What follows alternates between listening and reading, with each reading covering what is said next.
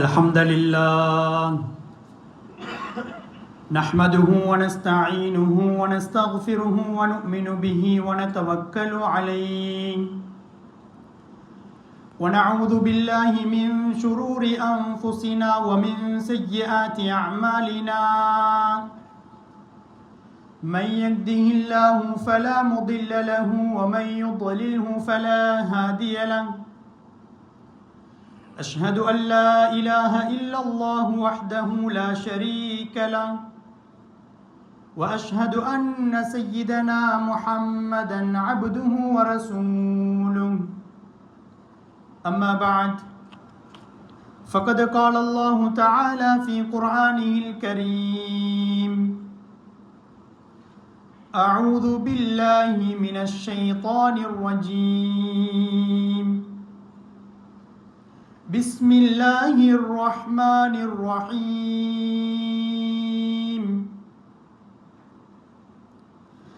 ألم تروا أن الله سخر لكم ما في السماوات وما في الأرض وأسبغ عليكم نعمه ظاهرة وباطنة وقال الله تعالى أيضا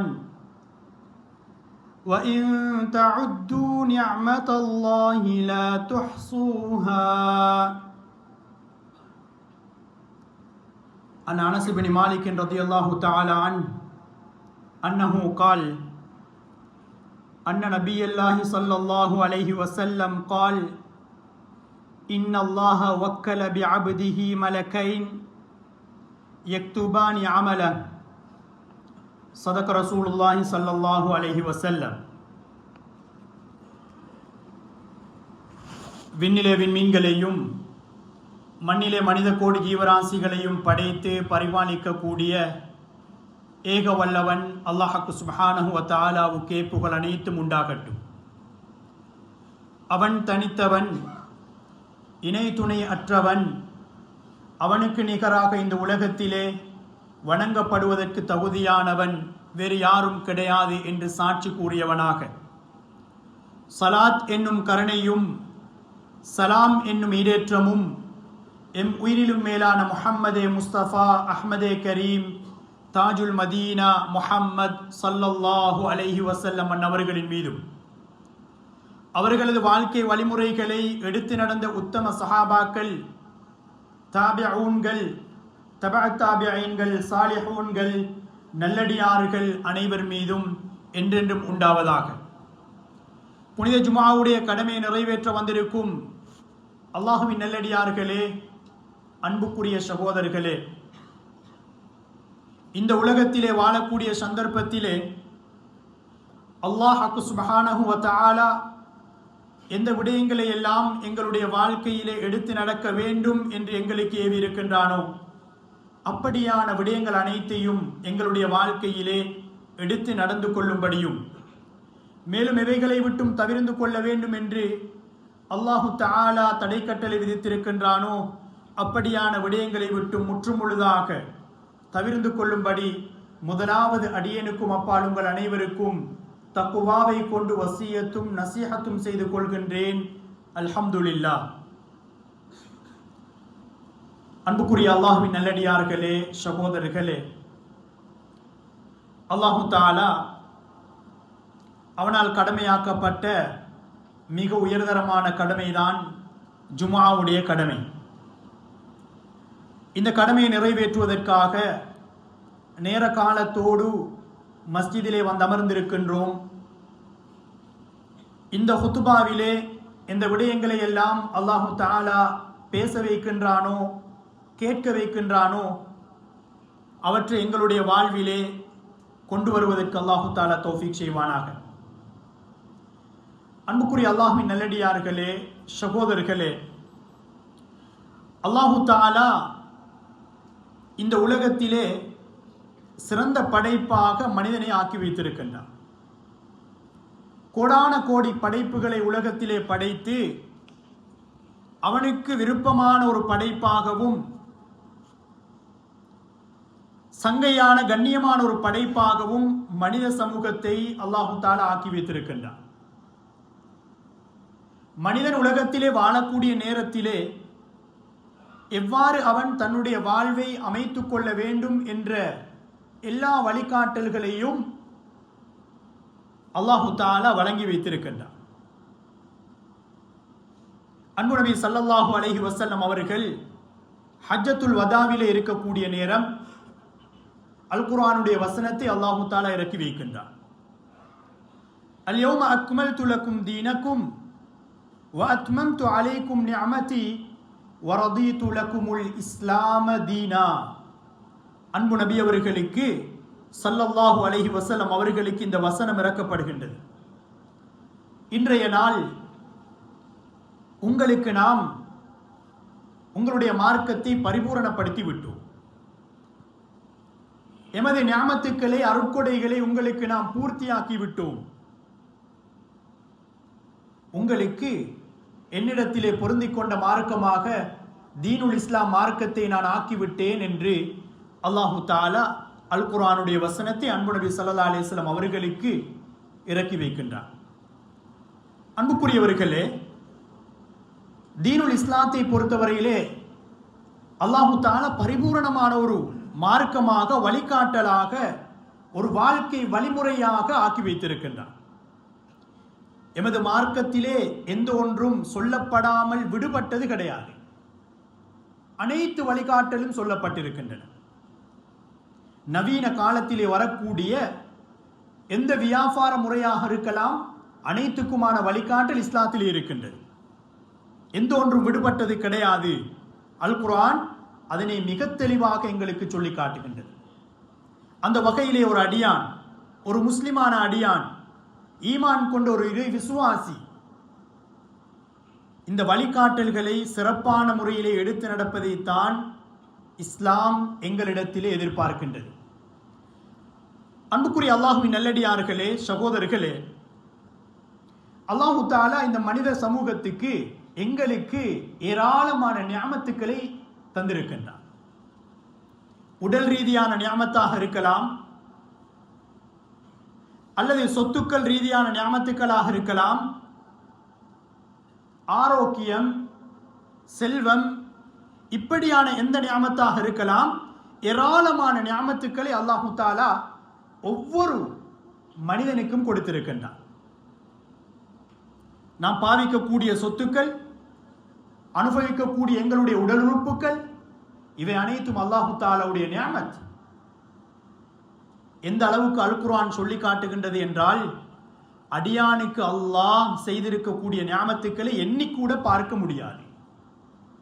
அல்லாஹு தஆலா கேட்கின்றான், வ இன் தஉது நிஅமத்தல்லாஹ், நீங்கள் அல்லாஹ்வுடைய நியாமத்துக்களை, அருட்கொடைகளை ஒவ்வொன்றாக எண்ணினால் உங்களுக்கு எண்ணி முடிக்க முடியாது என்பது மட்டுமல்ல, அல் குர்ஆன் சொல்கின்றது லா துஹ்சூஹா, அதனை மட்டிடக்கூட முடியாது. இந்த அளவுதான் நியாமத் இருக்கும், இந்த அளவுதான் இருக்கும் என்று கூட மட்டிட முடியாது என்பதைத்தான் அல் குர்ஆன் எங்களுக்கு சொல்லி காட்டுகின்றது. அந்த அளவுக்கு ஏராளமான நியாமத். கண் பார்வையாக இருக்கலாம், காது செவிப்புலன்களுடைய கேள்வியாக இருக்கலாம், நாவை தந்து நாம் பேசுவதாக இருக்கலாம், எங்களுக்கான வியாபாரம், தொழில், பதவி, அதிகாரம், இவை அனைத்தும் அல்லாஹு தஆலாவுடைய நியாமத். இந்த நியாமத்துக்களை அல்லாஹு தஆலா எங்களிடத்திலே எதிர்பார்ப்பது அவனுக்கு விருப்பமான முறையிலே நாம் அதனை கழிக்க வேண்டும் என்பது. அது மாத்திரமல்ல, வானம், பூமி, அவைகளுக்கு இடைப்பட்டிருக்கக்கூடிய அனைத்து பொருட்களையும் சொத்துக்களையும் அல்லாஹு தஆலா அடியார்களுக்கு, மனிதர்களுக்கு வசப்படுத்தி வைத்திருக்கின்றான். அல் குர்ஆனிலே அல்லாஹு தஆலா கேள்வியாக கேட்கின்றான், நீங்கள் பார்க்கவில்லையா? அலம் தரௌ அன்னல்லாஹ ஸஹர லக்கும் மா ஃபிஸ் ஸமாவாதி வ மா ஃபில் அர்த், வானம் பூமியிலே எதுவெல்லாம் இருக்கின்றதோ அதனை அல்லாஹு தஆலா உங்களுக்கு வசப்படுத்தி வைத்திருக்கின்றான். இதனை நீங்கள் பார்க்கவில்லையா, சிந்திக்கவில்லையா என்று அல்லாஹு தஆலா கேட்கின்றான். வ அஸ்பக அலைக்கும் நிஅமஹு ஸாஹிரத்தன் வ பாத்தினா, மேலும் அல்லாஹு தஆலா அவனுடைய நிஅமத்துக்களை உங்களுக்கு வெளிப்படையாகவும் வெளிரங்கமாக விளங்குவதற்கும் உள்ரங்கமாக எங்களுடைய கண்ணுக்கு விளங்காத நியமத்துக்களையும் அல்லாஹு தாலா உங்களுக்கு ஏற்படுத்தி இருக்கின்றான். இதனை நீங்கள் சிந்திக்க கூடாதா, பார்க்க கூடாதா என்று அல்லாஹு தாலா அல் குர்ஆனிலே எங்களிடத்திலே கேள்வியாக கேட்கின்றான். அந்த நியமத்துக்களிலே மிக முக்கியமான ஒன்றுதான் இந்த காலத்திலே நாம் பாதிக்கக்கூடிய சமூக வலைத்தளங்களாக இருந்து கொண்டிருக்கின்றது. இது அல்லாஹு தாலாவுடைய மிகப்பெரிய ஒரு நியாமத் என்பதை உலமாக்கள் தெளிவுபடுத்துகின்றார்கள்.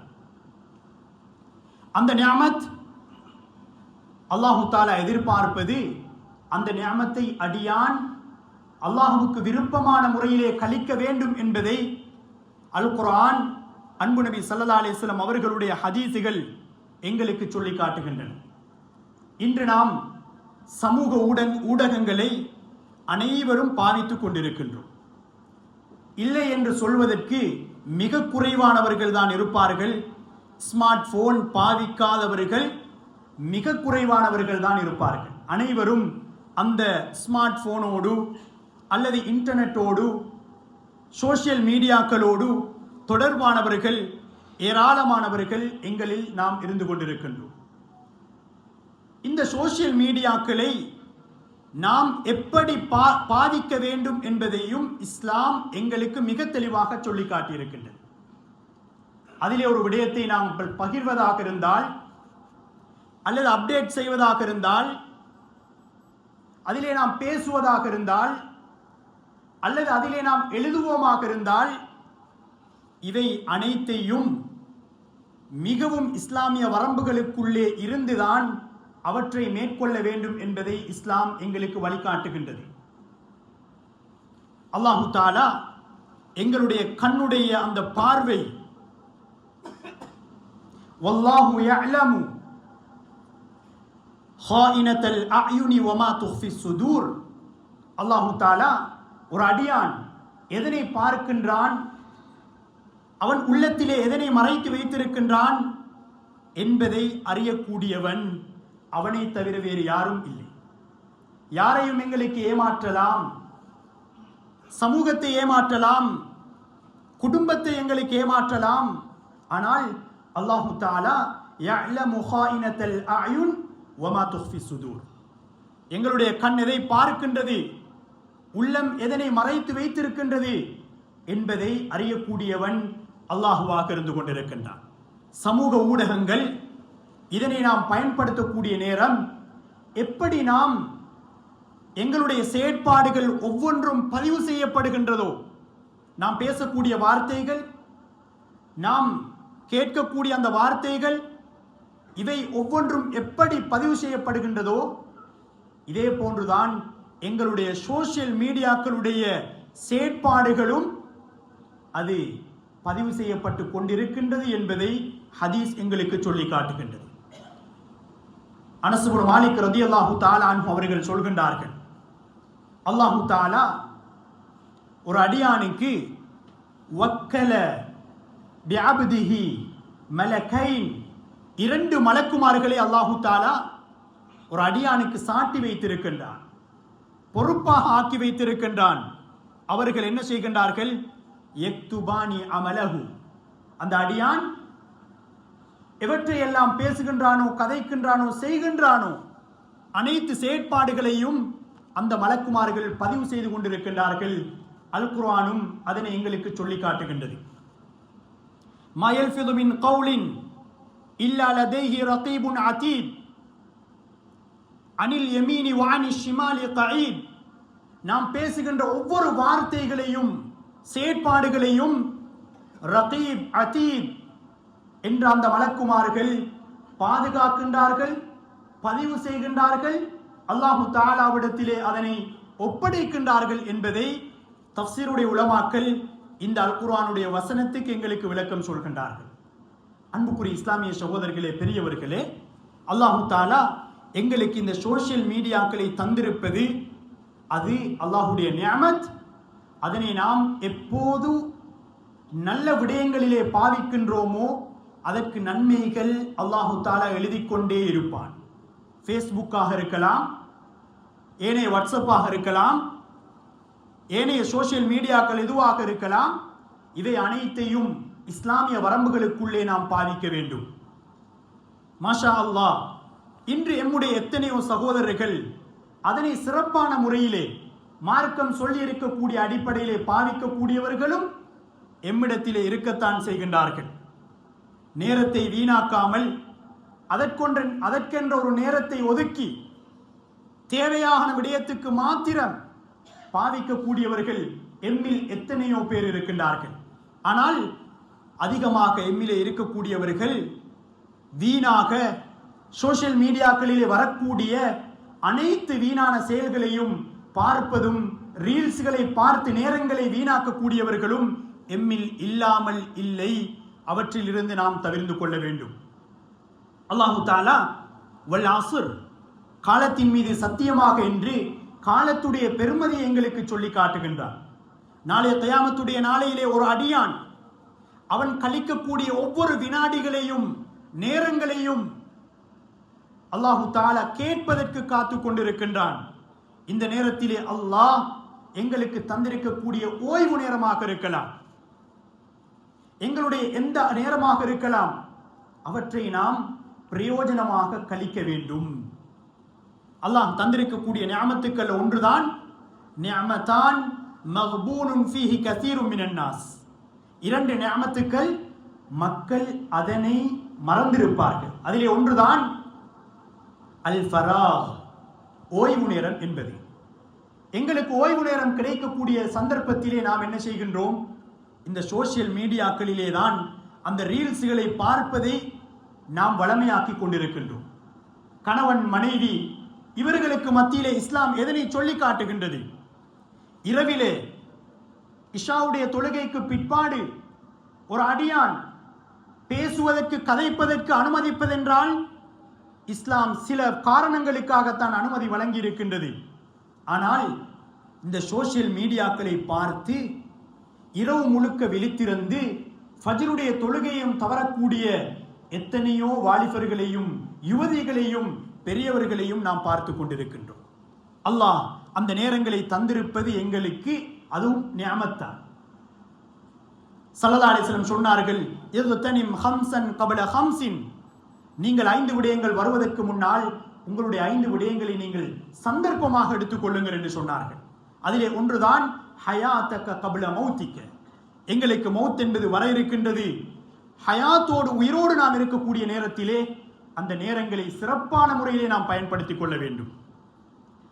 மற்றதாக சொன்னார்கள் வசிஹத்தக கப்ல ஷுகுலிக்க, உங்களுக்கு வேலை பளுக்கள் வருவதற்கு முன்னால் உங்களுடைய அந்த நேரத்தை சிறப்பான முறையிலே கழித்துக் கொள்ளுங்கள் என்று சொன்னார்கள்.